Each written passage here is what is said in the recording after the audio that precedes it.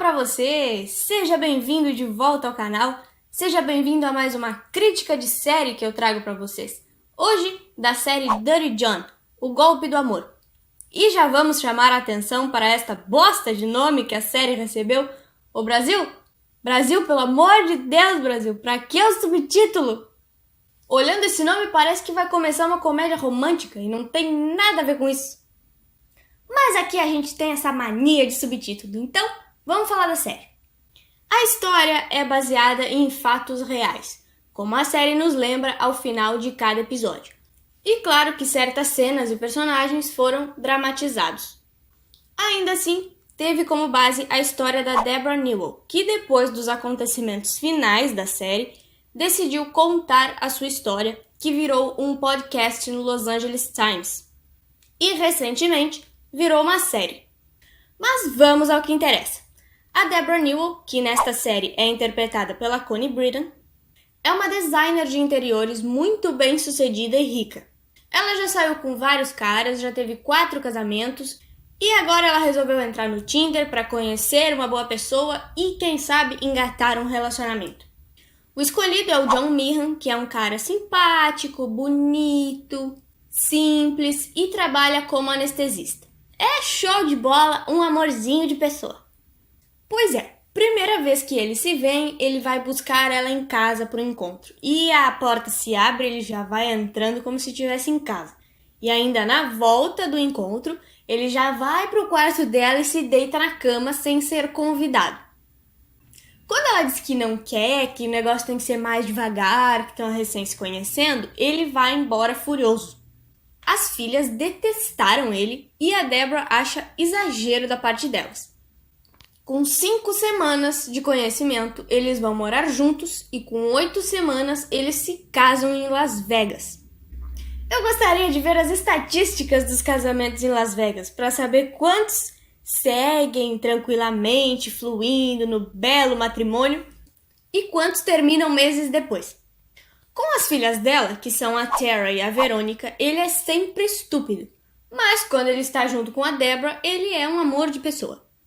Porém, as coisas começam a desandar quando surge um ciúme exagerado, um cuidado excessivo e uns comportamentos estranhos diferentes da gentileza de sempre.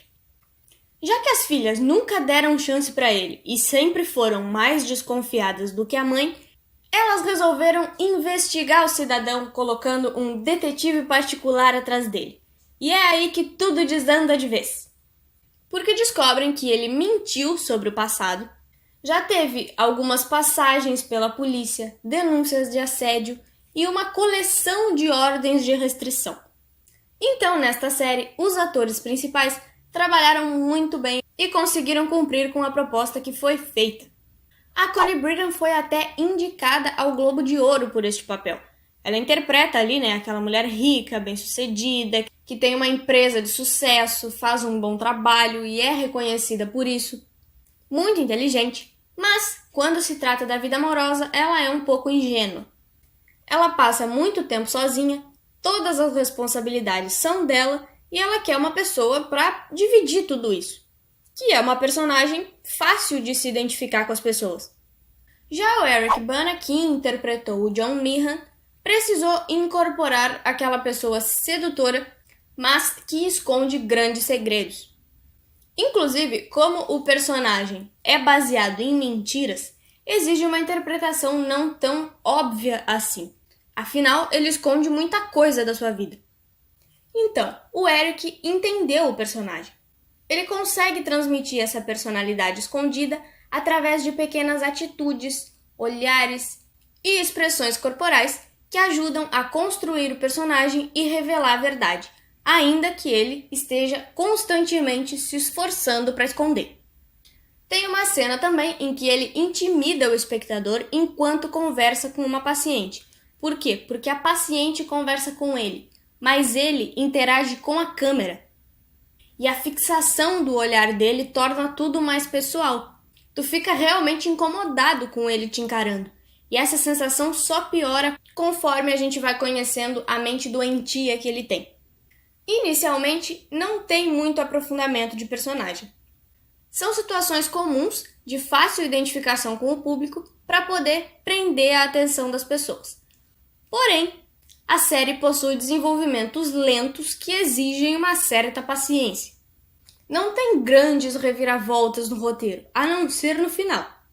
O primeiro episódio já mostra uns flashes do final, onde mais ou menos a gente prevê o desfecho da história e quer seguir assistindo para ver os detalhes. Que é um tapa na cara, um balde de gelo se tu estavas dormindo.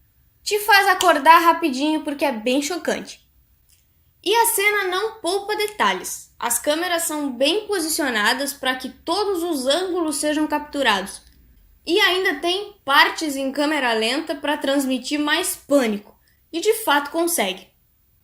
Aí que tu vai ter que decidir, né? Se tu vai ter paciência de encarar um ritmo mais lento até chegar no clímax do negócio.